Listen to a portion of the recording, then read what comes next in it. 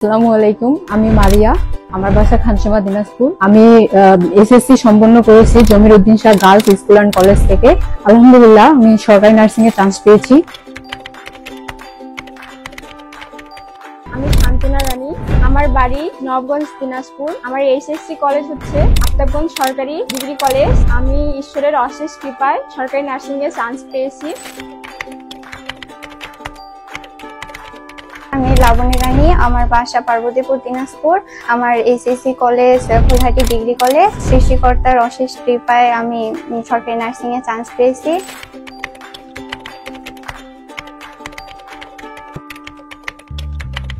এই প্রতিষ্ঠানের সবচেয়ে ভালো লাগার দিক হচ্ছে যে ধর্মীয় কাজের প্রতি আমাদের বেশি অনুপ্রেরণা দেয়। অনেক নিয়ম কানুনের মধ্যে আমাদের এখানে 24 ঘন্টায় হোস্টেল ম্যাম দ্বারা আমাদের মনিটরিং করে।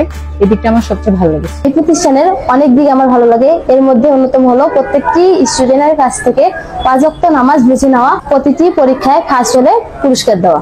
ভালো লাগে হোস্টেল ম্যাম 24 ঘন্টা মনিটরিং করেন। প্রতিদিন 10 থেকে 12 ঘন্টা পড়া আদায় করে নেন। পড়ার সময় কোনো শিক্ষার্থী একজন আরেকজনের রুমে অযথা গল্প আড্ডা দিচ্ছে কিনা তা খেয়াল রাখেন। এই প্রতিষ্ঠানের পরীক্ষা নেওয়ার দিকটি আমার খুবই ভালো লাগে।